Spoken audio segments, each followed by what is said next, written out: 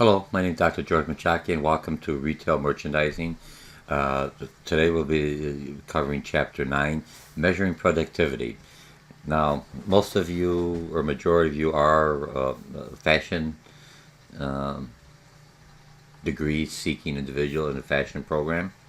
You already know, so now we're going to get into the accounting portion, the managerial portion, the measurement of how well your retail merchandising product is moving, whether it's a department or whether you're in charge of the whole store or you're a store manager.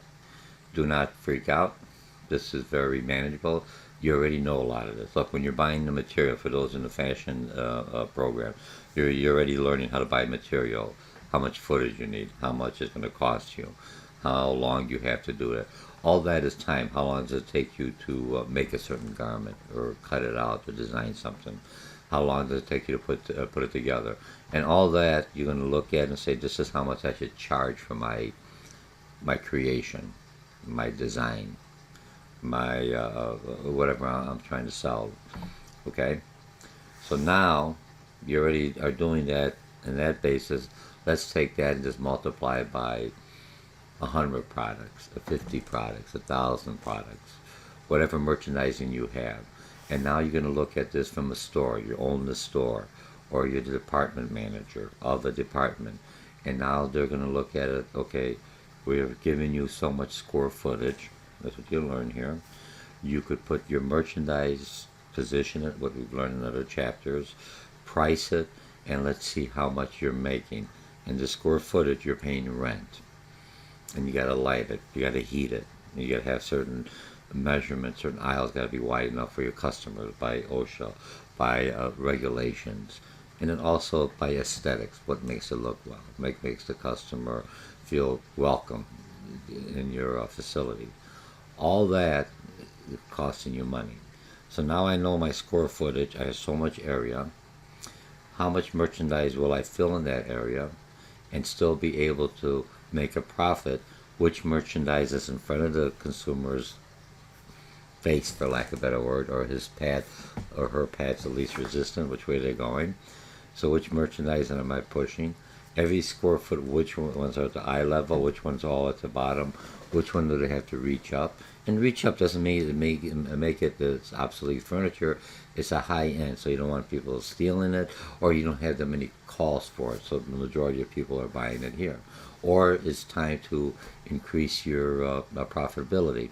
Your sales are down per square footage, so you're taking the high end down, put it in here. You have some promotion, like we'll be talking, some kind of advertising, some kind of promotional campaign to get people to buy. But all that you're measuring. Which products are turning over, or which products do I have for a long time? It hasn't moved, it got dust. What do I need it for? I only get the 1 in a million customer. It's not coming in, it's taking space. How do I reduce it and move it out by clearance and still make some profit on it? I've kept that. I kept it for 6 months. It didn't do anything for me, but it ate up electricity, ate up space, it ate up my insurance time. You see how you're looking? I want you to start looking. Same thing like you're designing your garments, designing your product line. You have to look at the cost. I'm moving out. I'm moving into an apartment. Do I need a large apartment? If I'm in school full time and I'm working full time, all I need is a place to sleep and a little corner to do my office. Do I need 20 bedrooms that I'm never going to be in it? Maybe down the road, but not right now. So what you're doing, you're utilizing, you're measuring how much space I actually need to be comfortable, to bring friends in, and for me to be comfortable and still affordable, and utilize that money to pay off my student loans or to buy books or have a good time going on vacation. Okay? So this is what we're going to learn today. Going forward, we're going to start bringing in the managerial portion. Remember, I'm a double major, marketing and management. And management's most finance, and you have to understand the budgets and how to make the product on time and everything else, and still make a profit. Who's going to make it? You got a great idea. You have investors that are lined up. Yes, we like this. Who is going to bring this to the market? And hopefully it's going to be you to understand the market. The more you understand the market, and now you made your contacts, you know how you sell, either as a producer to a manufacturer or to the ultimate consumer or to a retailer. How do I sell my product because you have to start thinking when you're going to carry your line. They're already saying it's going to take up this space. How much money I'm going to do it? Am I doing this to give this kid a break, or this gal a break, or whatever? Because she's new, she may become a star, she may become a good designer, or whatever rationale the business has. But he or she is still looking at it. I'm not going to make any money off of this. Same with you. I've got the idea. Who's going to buy it? Who's going to sell it? You're not going to be famous at just looking there and say, look, people like my product, but I'm not getting any kind of return on my product and my investment. Even artists like to sell, like to eat, so they can create more paintings or art. Okay? So let's look at some of the websites. So that's what we're going to talk. Remember, you're taking me online at a college level, at a community college, and it's a good base line. You get your money's worth. I always preach that. So, if it's in, look me up, trying to pay off my student loans. So, call them, say, this is Dr. George teaching this class here. I teach up in Illinois, in Cook County. I'll be at Harper. And in Lake County, I'll be teaching at College of Lake County. So if you run across this on the YouTube, fine. Try to call in and get it. So they say, hey, the push and pull marketing that we've been talking about. Could I take a class with just Dr. George? There's other instructors that are just as good. But if you ask for me, then I'll get more classes, and then I'll be able to teach longer. Okay? All right. So here's what we have. Let's look at the websites. Remember, I always like the websites. You're going to be underneath an hour. Some of it's going to be a little bit dry because that's about accounting, but you still have to understand both sides, the creative and the logical, if you want to be successful. Most of you are going to have your own businesses, your own boutique, or your own retail merchandising, whatever you're selling, and you have to understand the business. You can contract that out, but you have to understand the business. What makes sense. After a while, when you're buying product, like, I got this, but I could sell this because my clientele could, or just a little bit too pricey. It'll be hard for me to sell it. Nice product, everything else, but wrong market. Okay? So what websites do I have? Let's see. I'm going to look at one. I've got this one here, Biz Stats. Kind of nice website. I've always given it a website, so I'm going to click on that one.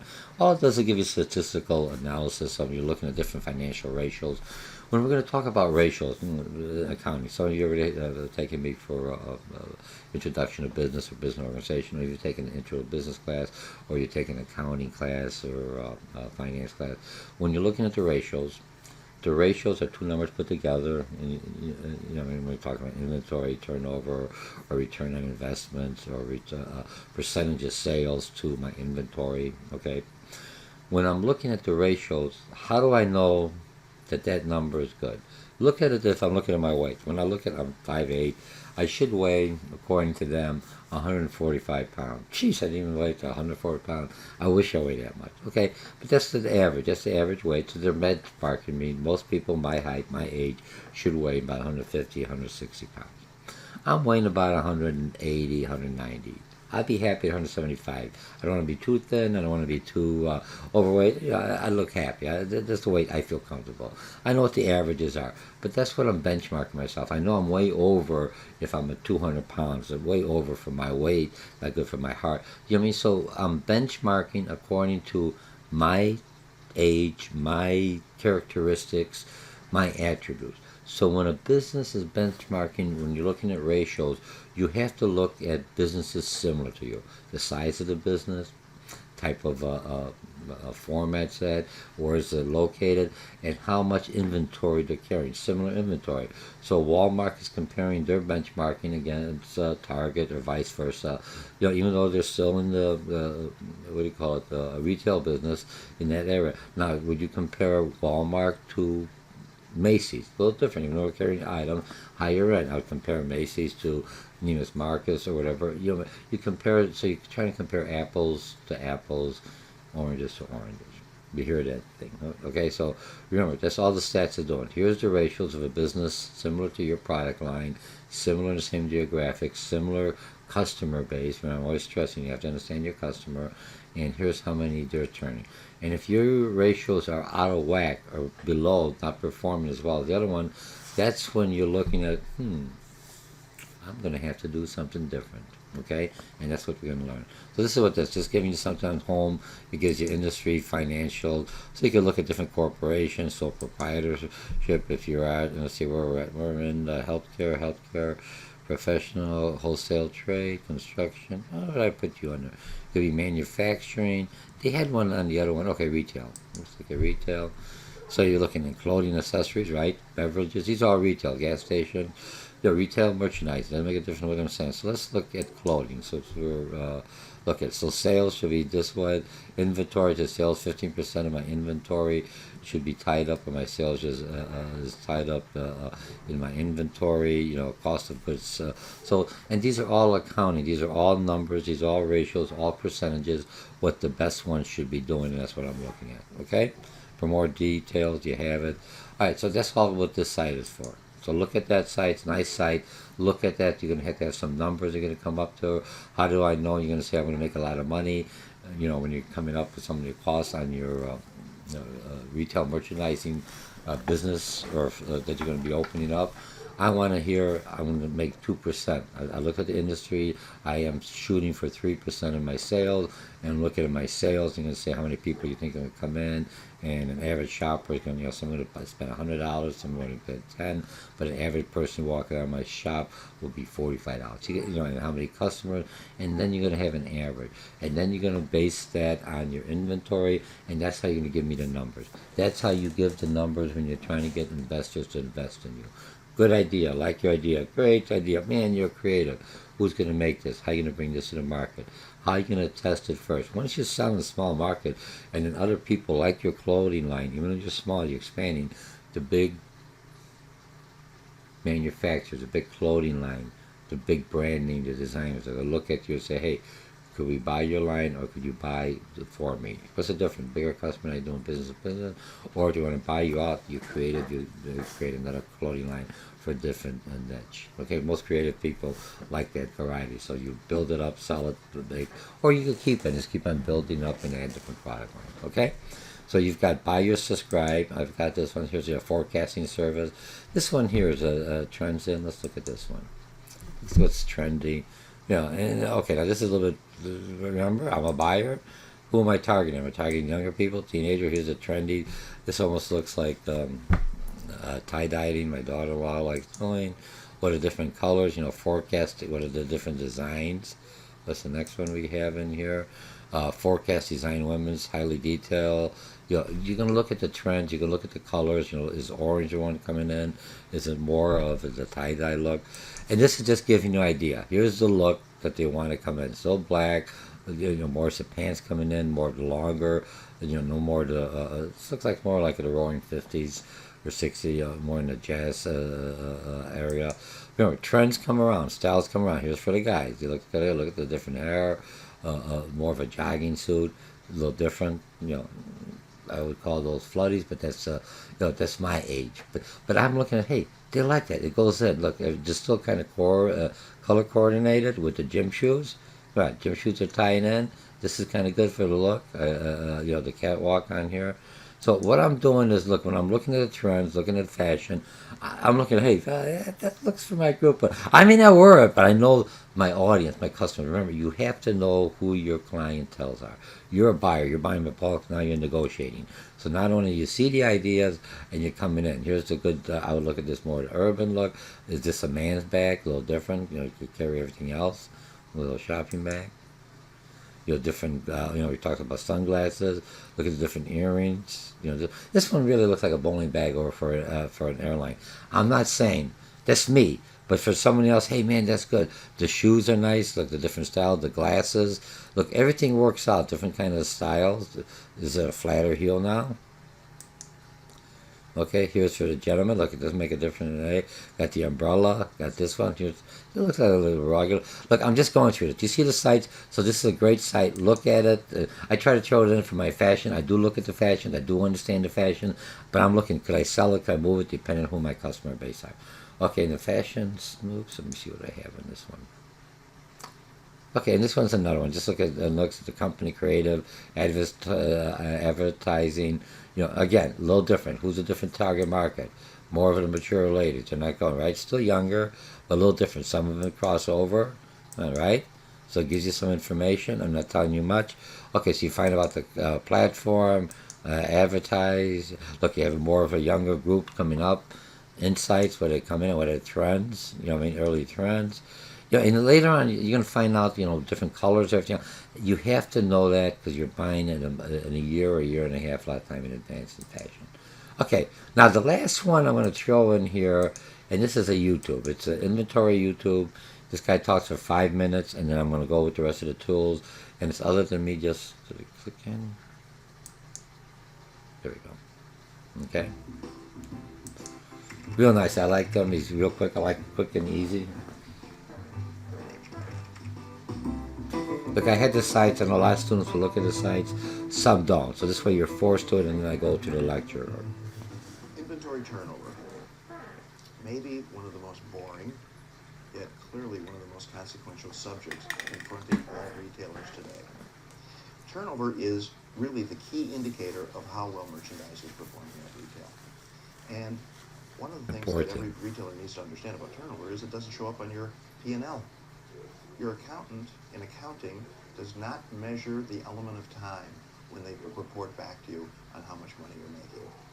Now, turnover P&L, is how profit fast and you sell loss merchandise statement, and that's what turnover is, and it's typically expressed as a ratio. For example, I got 3.2 turns last year. What does that really mean? Well, first of all, I don't really like ratios. Ratios are financial to me, and they're not retailing. So a retailing word that sounds a lot better is sell-through. Sell-through sounds like retailing. Sell-through is turnover, but on a much more short-term basis. Sell-through. What was my weekly sell-through? What was my monthly sell-through? But when turnover is expressed, it's generally expressed annualized. What were my turns last year? Now, turnover measurements can also be looked at as a week supply. For example, if you had 2 turns last year in your inventory, what does that mean? Well, it means that it would take you 26 weeks to sell the typical item in your store. That's how long merchandise stays on your floor. You have a 26-week supply. If you had 3 turns, it would be about 17 weeks. You simply take 52 weeks in a year, divide by your turn rate. Now let's talk a little bit about what that do you means. understand? Is it 2 weeks for how the turnover? Merchandise that arrives in your store on January 2nd would be sold on the average around the 4th of July. That's a long time for merchandise to be sitting there. Now, typically that merchandise would have to be paid for. The bills would be due in 30 to 60 days, but you as a retailer wouldn't realize any cash back for 6 full months. So 2 turns is a very, very long time. That's why optimum turnover or achieving optimum turnover is so very important. Similar to what the author you've been reading about. Freshness, but also plays a huge part in a retailer's cash flow. Speaking of cash flow, here's a really important metric that every retailer needs to understand. If you can improve your stock turnover by just 1 week over the course of the year, for example, if you were getting 2 turns, it takes you 26 weeks to replace your inventory. You could improve that to 25 weeks, which is about a 2.1 turn. That would improve your cash flow by approximately 1% of your annual sales. Now that's based on a 55% cost of goods sold. What that means is if your shop does $1 million in business, that week represents $10,000 of product. You are tying up money needlessly. If your shop did $2 million and you can improve your sell-through by just 2 weeks, that would free up $40,000 in cash. So clearly inventory is where all the money is in your store. Now, one of the things that we talk about is in retail, cheaper by the dozen. And I ask retailers, do you believe in cheaper by the dozen? And many times retailers aren't sure if they do believe that or not. And I tell them, you should, because cheaper by the dozen does work, but Economy you of have to scale. run the numbers. You run the numbers, and remember, 1% 1 week. For example, if a manufacturer is offering you a 10% discount to buy more product than you normally buy, but that extra buy includes 15 more weeks supply, that's probably not a good deal for you as a retailer. Because it's sitting there. So cheaper by the dozen? Maybe, but if you run the numbers, what typically independent retailers find is that the extra amount of goods you have to buy to achieve the discount, that's quickly outweighed by the carrying cost of the inventory. What can I do as a retailer tomorrow to start improving my cash flow and turning my inventory more quickly? There are 3 things you can do immediately, and every retailer can start tomorrow, if not today. The first thing is you start planning your inventory based on months and weeks supply. That's sometimes called open to buy, certainly merchandise planning. But if you want to turn your stocks, let's say 4 times a year, then you really shouldn't buy more than what you can realistically sell in 3 months. If you start thinking about your inventory and your buy in terms of time, that's the very first start to helping your turnover. So it doesn't sit, doesn't get obsolete. You need to recognize old merchandise and take your markdowns. I call it take your medicine. One of the things I talk about markdowns is that markdowns are like tuition that you pay on the education of your customer. Pay your tuition. Move the merchandise. Don't let it sit there. It costs you money every day, week, month. Unsold product sits and collects dust. The third thing, be diligent and be disciplined about reordering. Don't sit with outs, because if you don't have it in stock, you can't turn it. If you don't have it in stock, you can't sell it. So understand merchandise planning. Take your markdowns on a timely basis. Markdowns, we'll talk be about out of that. stock of wanted, key, basic replenishable items, and you improve your turnover. Very good. What do you think? This is good. You know, I'll have some of his other videos. He's right to the point, short, but it works out. Works out well. Okay. So you have it. Now let's go to the lecture. Now to me.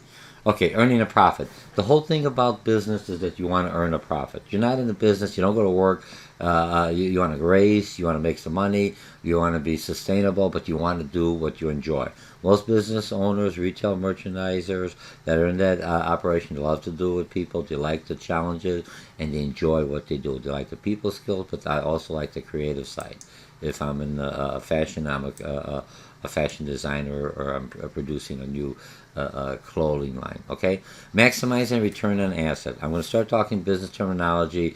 Just like you have to learn the different colors, the different terminology in fashion merchandising or in your fashion degrees, you have to pick up the same thing when you're talking to a banker, to an investor, or to another individual. So maximizing return on my assets. Anything I own, I put in $1, how much do I get back? I like to get back $2 for every dollar I plan, maybe $3. Depends on your business. Once you get going, you start looking at it a little differently. I buy this, okay, it's going to cost me $50,000, but I could sell it within 3 weeks. Everything else, I can make $20,000 on it by 70, or I can still take the markdown if it doesn't move. If I got stuck with it, what do I do with it? Maybe I could get it and break even, but I'm not in the business of break even. Break even, okay, fine. I don't make any money. Why be in business? You got to make some profit. Break even. You go to work. I do all these hours. I don't have anything else. I don't have any disposable income. I'm just sustaining. I'm floating on top. I'm not swimming. I'm not progressing. Okay, that's the goal of all business: maximizing your assets. What do I have? Floor space, employees. Make sure I have enough when I need them, but I have to be able to measure it and make sure I'm using my assets, anything that I own or belongs to me or to the organization, that is utilized effectively. Like the apartment, I don't need all that room. I want to sleep in one room. I'm only there 1% of all the time. Why do I do the 99%? I don't utilize. Just get a 2-bedroom, what I need. Okay. Retail's max on return under asset inventory of space. It's taking up space. That's a lot of times you go in there and they've got it on the clearance area. Sometimes there's a high end. I go, hey, I'll take it off your hands right now and knock off another $50, got a scratch or something. They'll look at it. They've been sitting there for 2 weeks, 3 weeks. Hey, he's ready to buy it, to pay for it, take it. I'm going to mark it down anyway. Get it out. I can put another product there. Doesn't look like I got too much. Got a lot of clearance stuff. People are going, oh, what's the matter? They can't sell anything? Why is everything on clearance? Now you become a dollar store. Nothing wrong with dollar store. Different market, okay? Maximize sales while minimize investments in the inventory. I want to increase. I want to have the product sell up and give it just-in-time inventory to the customer, but I had to reorder it, because if I come in there and I'm looking for something on my side, oh, we're sorry, we don't have your stuff. I knew I shouldn't have came to the store, because once, twice, after a while, even though to them the little items, they don't think anything else, but in my mind they never have anything I want. I'll go to another store. You don't want that image in your customer. You'll know your customer. If you have some weird size that no one ever buys, but once in a while, and someone buys and I got rid of it, a new inventory, I don't mind. It's not a big deal. But if I have a lot of people come with that size and I'm short, they're walking out, they're going to my competitors. Or they're going to find a substitute good. In clothing, you can always find a lot of substitute goods. Okay? Some measurement tools. And then we're going to talk about these more in depth. Productivity, the whole thing. How do I, not only we talked about advertising, how do I make sure that my layout, my employees, my merchandise is productively positioned and productively I have the right merchandise so I can make a profit.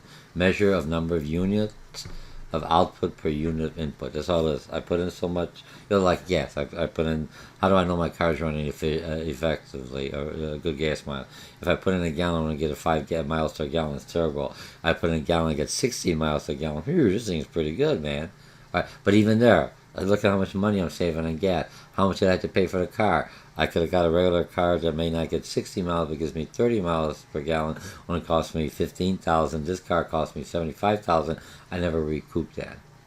I may be saving, helping the environment, but I'm a business person, even as a consumer. I say I have to look at it. What am I doing? Am I saving? Am I doing anything else? I'm paying all this. I'm not utilizing that asset effectively. I should drive more and make more miles and everything else. Now I'm utilizing it. Okay, so output divided by input, easier. Okay, turnover, number of times in average inventory, and he says, so it's a ratio, and then you just divide that number. If it's 3 turns into 52 weeks, and this is how long inventory sits before you actually move any one item. Remember, and you have different inventory turnover for different product lines and product mixes. You could combine them. Look at this whole: do they complement each other, or which one is slower? Which one needs to be more looked at and propped up through either markdowns or promotional activities to get that inventory moving and out. Look, a lot of times when you have buy one get free or something going on, it's somehow they have it timed. So we got all this inventory. The expiration date's there. We gotta get stuck with this. Let's give it back. We break even. Good marketing, good advertising. Everyone wins. I sell a lot of inventory. Get rid of all my old inventory. Bring in the newer inventory. Okay. Stock turn. The only thing with this one's looking strictly in inventory, or what they talked about selling through, for the week. Something similar. Shows the amount of sales produced per dollar of inventory invested. Remember when I had that YouTube, it's just another professor, another individual just talking about inventory. They call it sales through. And here basically stock turn. A little different inventory. We're looking at the sales amount, turnover with sales to my inventory for a given period divided by the average inventory for that period. Same thing. There's different terminology. I don't want to confuse you, but it works out well. Okay, so we have this QuickBooks. QuickBooks and Excel are real good on software because you can scan it in and everything else. And a lot of this stuff, don't worry about adding up because once you get you're going to get the radio frequency chips and the new products coming forward. But right now you have the the UCP label, barcode, and so you could track your inventory. And QuickBooks will record it, gives you cost of goods, as long as it knows what came in and what left. Every now and then you had to do a spot check to make sure that something wasn't stolen and your inventory is, the numbers are actual. Remember, if you ever go in the store and you say we only got one left, I always ask them to go take a look before I go there, because it may be on the books, but in reality, somebody already ripped it off or stole it and just ring it up right. Okay. So now the other one, average inventory, we're going to talk, and here's the terminology. When you go BOM and M, is beginning of month inventory. That's all it stands up, the acronyms up front, EOM, end of the month. Average inventory, take the average amount of stock. Remember, you're going to find out if you take accounting or you take some of the other, accounting is a good one. You're going to take different types of inventory. Do I group up all as one product mixed with the store's inventory? Do I do the individual? Most stores do a variety of all by the product line, by the product, by the brand, and then later on you can compile it all. Software does that for me. Technology's there. It takes it into this way. I know which area is not moving, which area is messing up my numbers or my ratio. Remember, I can always change it, either increase it or decrease it, make the numbers look well. Your investors, everything else also looking at. Okay, so we have this average inventory, average, stock in hand period divided by 2. Okay, beginning and ending. Includes beginning and end of 6 months. It's supposed to be the easier one. What it's basically doing, you come up with this, because when you look at accounting, you have to put the 1 month, remember, because you're looking at going forward, but you count that in going back, so it's really 13 months. Look, when you take accounting, make it easy. Right now, all you have to remember is at this time, if you have it in accounting, is you just divide that number by 13. You're just adding another month, and then you'll be able to have your average inventory, the number you're looking for. You got to look at something. If you don't have the number, look, how do I know I'm empty? Here's empty, I got zero gas, right? And I got to know what's my baseline. That's what you're doing. Anytime you're doing, you have to understand your baseline. Okay, computing inventory, often done on a monthly basis, whether it's through sales through, or inventory. The computing monthly just because the cost of goods and it's for the accounting practice. But if I'm looking for me as a retail merchandiser, I will do it monthly anyway to see what my sales are. How much I'm selling through inventory going forward. Some months, bad weather, something's happening. I'm losing it. Wintertime, I know after income tax, you got to pay your taxes, and people aren't buying. Inventory's down. When they start getting a return, people have a little more disposable income to maybe buying my product. Okay, so here are the steps. Add up the entire inventory for the period, a month, okay? Divide by the number of beginning of the month. Remember where we're at? I had it up here, a measuring tool. I had it up here, the beginning of the month, okay?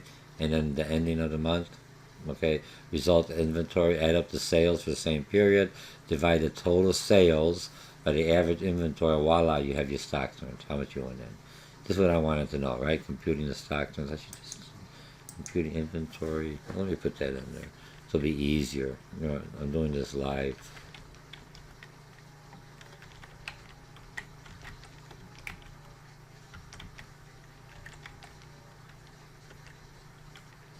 Okay? Looking good. So we have that. I updated this. I'll save it. Alright. And here's the formula. You have that, so I'm going through. No problem. Alright, here's the formula. Look. The form is not hard. Once you know it, I put this number in, add these two, divide it by 2, I get this, and this is by 12 months. When you're looking at it, a lot of times you're doing inventory. If you're taking for finance or anything else, you have a financial calculator. Some of the calculator software, QuickBooks, will do it all for you. But you have to understand what the numbers mean. That's all this is doing. So if I look at the ratio 3 divided by 12, it takes me 26 weeks to move one case of what I would call, or one number of inventory that is my baseline, right? This is what works for my shop. Remember, every shop's got different numbers depending on the size of the shop, depending on the department. Okay, high-low inventory. Let's look at this. Which would I want? Do I want to keep more inventory, high turnover or low turnover?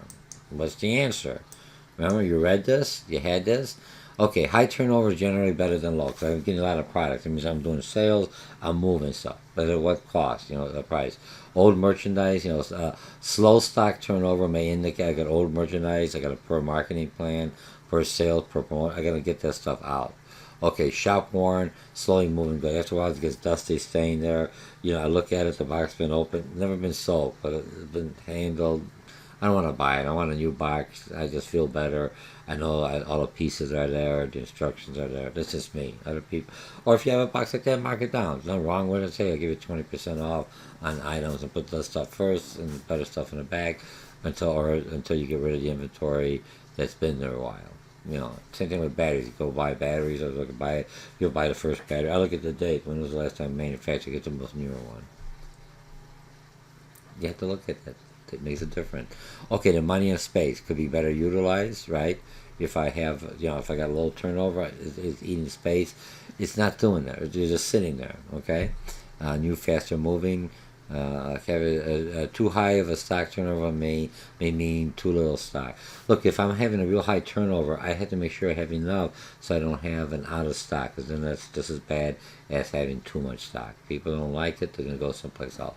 I never want them to leave my store. I figure they don't ever have it. Why do I come in here? After a while, and maybe little items, I try to keep my inventory, with a safety stock, which means I always have just enough when I'm going low. By the time, and safety stock is how long would a distributor or warehouse that we talked before be able to bring the goods in.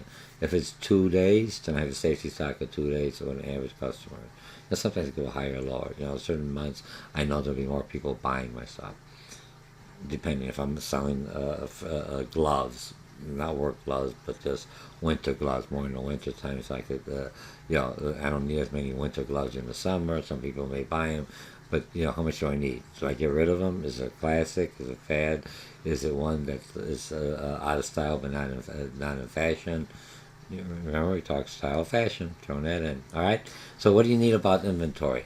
Inventory expectations are affected by cash flows. You just told you could turn your inventory. You have more cash, and that's what you're looking for because you don't have your inventory tied up in lines of credit or stuff that I can't make any money off of it until I'm beginning to sell it because it's either in transit, it's coming there, or I have to buy it ahead of time before the summer, before the winter season starts.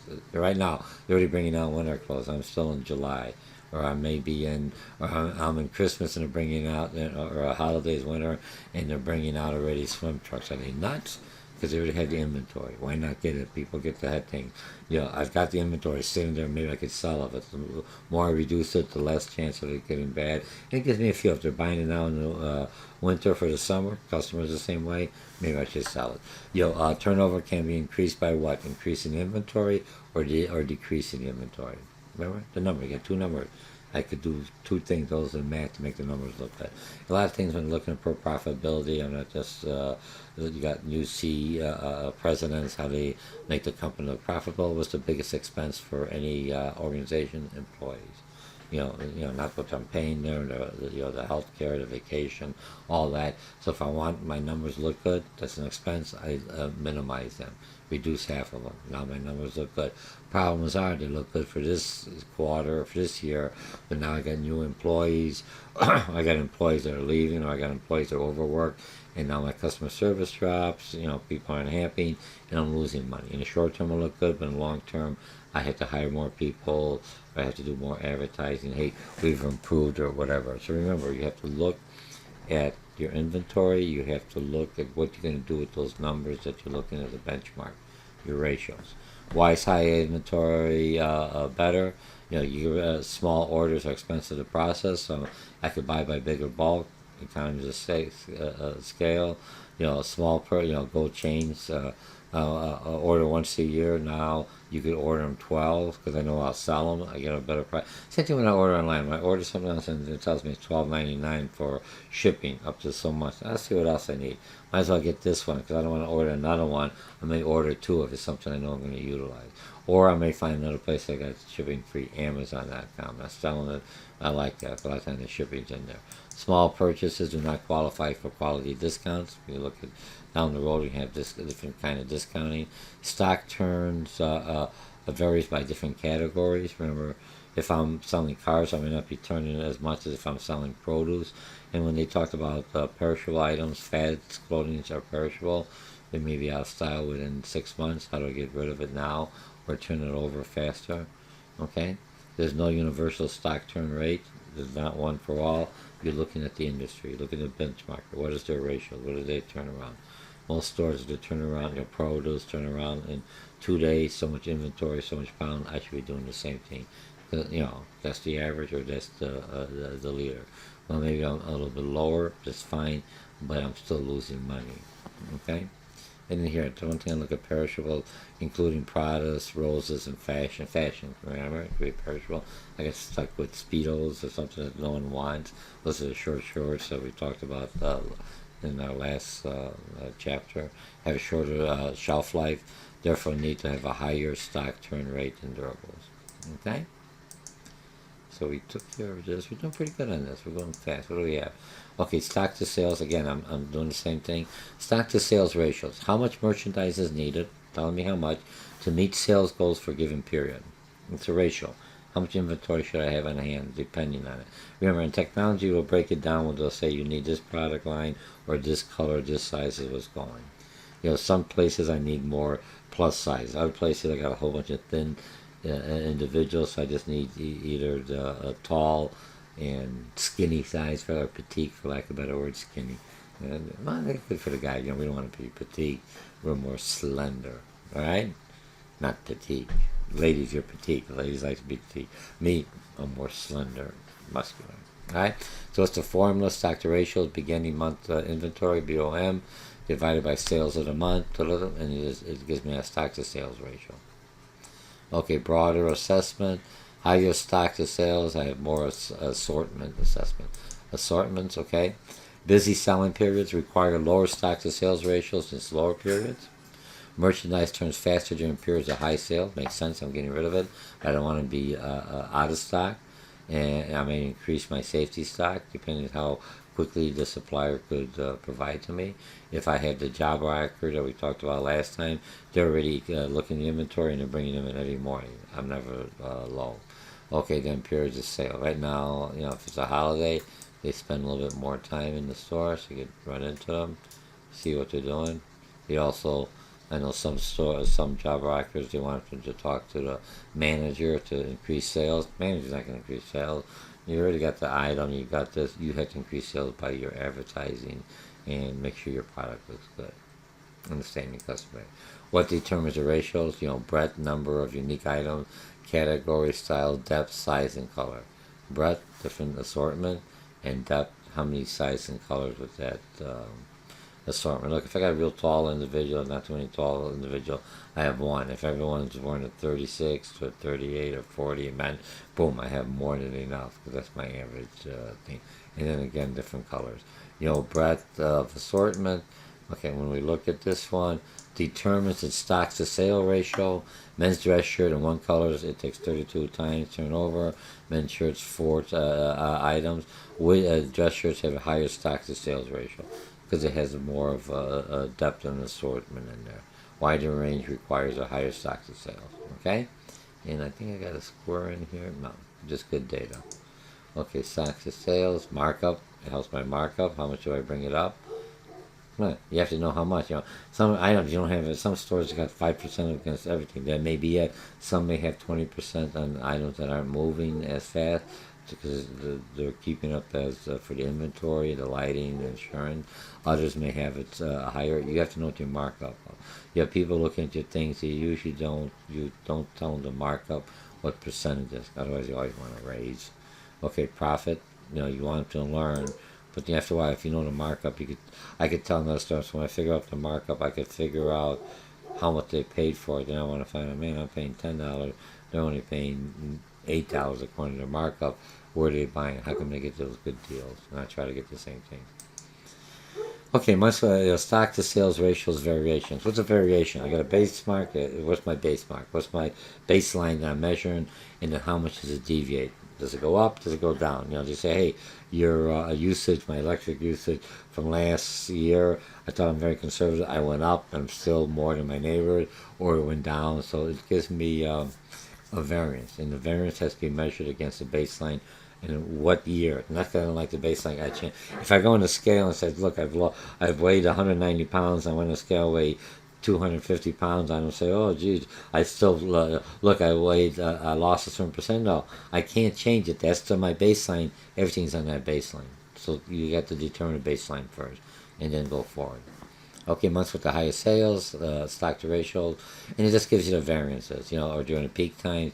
So you're looking at what makes important to your operation, to your business, and I'm giving you the technical terms, the business terms on here, but I want you to understand conceptually, what am I talking about? I got inventory, it eats up space. In reality, how much inventory I'm moving, and those that the inventory is not moving, do I start repositioning it? Why is it not moving it?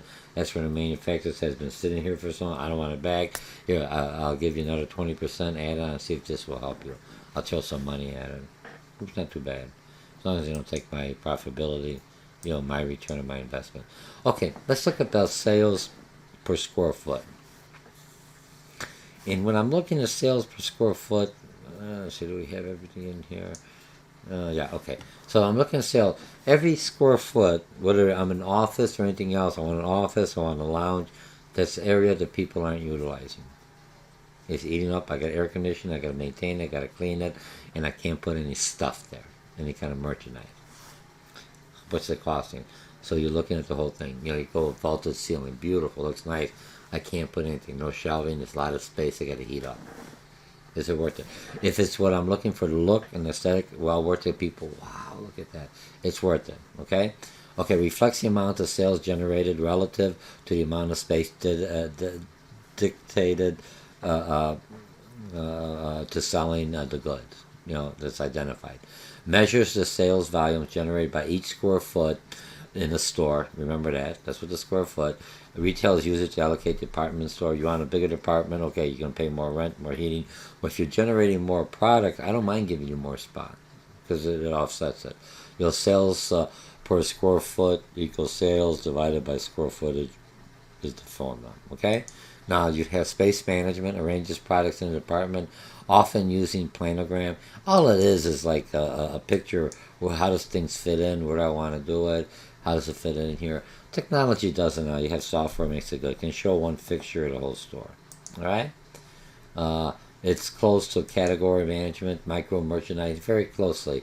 Concept of managing brands. Remember, here's this one product line, but how do I manage brands within this display? Jeans. I'm going to say just casual jeans.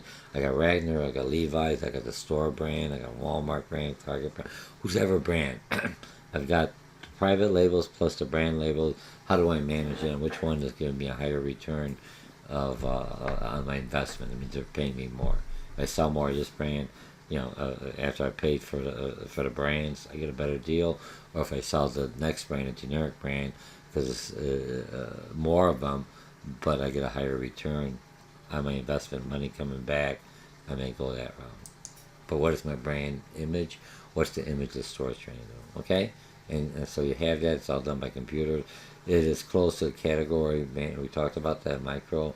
Electronic space management. All that does is builds a model of optimal inventory, a software based on price and turnover, and use of planograms transmitted to each store. Enhances category management, managing the merchandising and small business units, or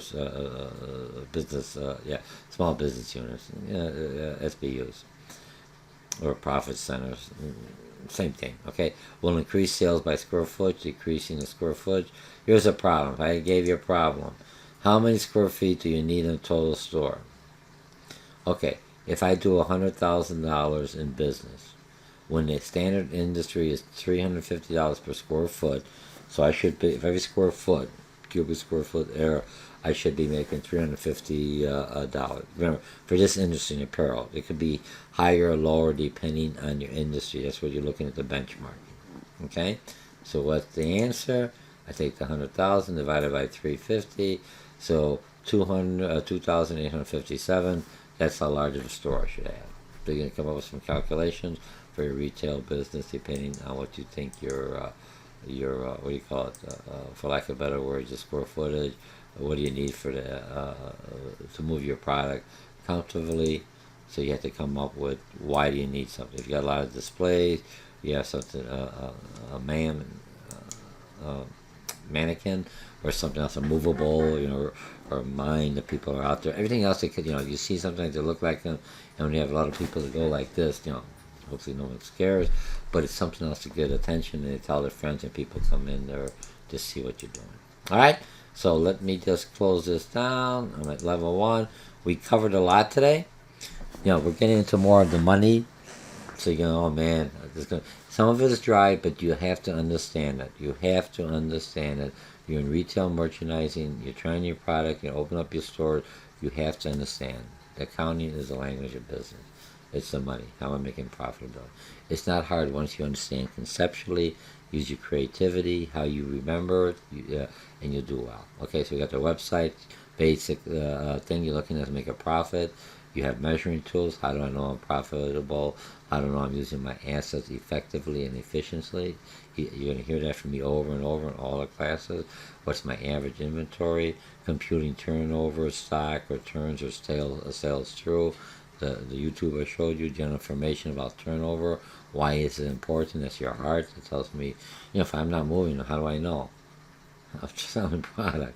No one's buying my product. I'm out of business. I don't need all the software. I have only sold one. I've been here a month.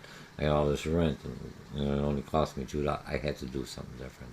what determines the ratio, and remember the square footage, what size store you're going to need.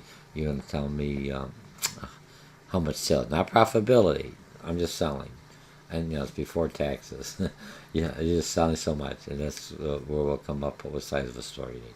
Again, my name is Dr. George Mochocki, and this is retail merchandising offered at a community college. Look me up. You get a lot out of the community college. You have experts in the field. You have people with advanced degrees, a high ratio. Harper has a high ratio of PhDs to MBAs. Remember, in college, you just have to have masters to teach at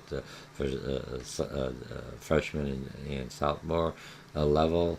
All right, and because if you're going to want to go into a four-year university and you're teaching the higher PhD, Harper has a high percentage of PhD. Same thing with College of Lake County, not as high as the other one, but they have different markets, different segments, different customer wants, different brand. Uh, there's community colleges. So remember, you learn a lot from the community college. I strive people to get your professional growth, utilize them. They're there. You'll be surprised how much you learn out of well worth your money. Very effective, efficiently used for your training or for your employees to go through them. And always hire someone out of the community college because they're locally trying to do well and they understand the environment. They live there. Good social responsible company that you'll be at. Okay, so my name is Dr. George Mochocki. This is retail merchandising. We've covered Chapter 9, measuring productivity. And I'll see you in our next, in a little bit for Chapter 10. Bye.